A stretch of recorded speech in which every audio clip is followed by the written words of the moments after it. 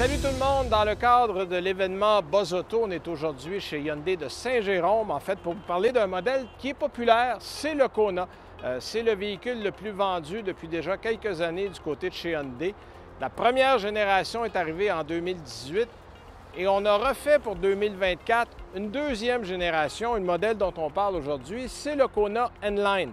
En fait, qui est la version haut de gamme, on peut l'appeler comme ça, et un peu plus sportive du Kona.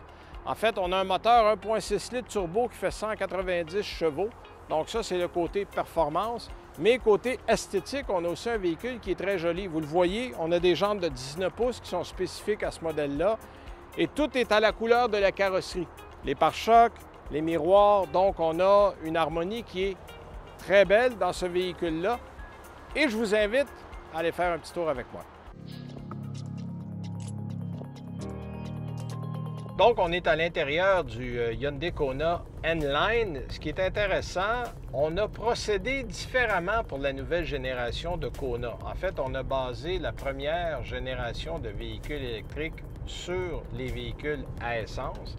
On a fait l'inverse pour la deuxième génération, c'est-à-dire que le Kona électrique a servi d'inspiration pour les autres modèles de Kona. C'est pour ça qu'on retrouve un peu un intérieur uniforme avec ce qu'on a dans le véhicule électrique. On a le grand tableau. Ça, évidemment, c'est le modèle Ultimate où vous avez à peu près tout ce que vous pouvez avoir dans le Kona, y compris le système audio Bose, des sièges 2 tons avec une ligne orange qu'on retrouve aussi un peu partout à l'intérieur, en fait, qui rappelle la ligne orange à l'extérieur du véhicule. Donc, ça va varier selon le modèle que vous allez acheter.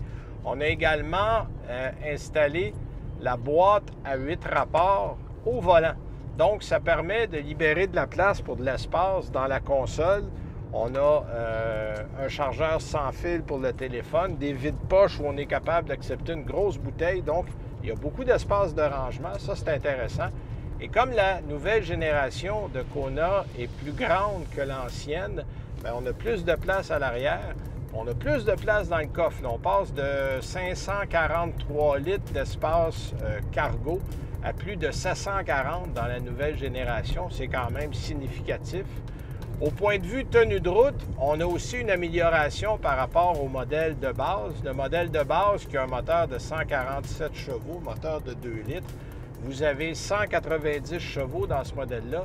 Et au lieu d'avoir des poutres à torsion à l'arrière, vous avez une suspension multibras. Donc, sur la route, vous avez une tenue de route qui est intéressante.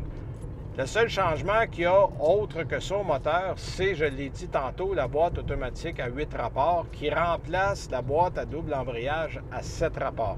C'est un peu moins réactif comme boîte, mais sur le long terme, ça va être plus fiable.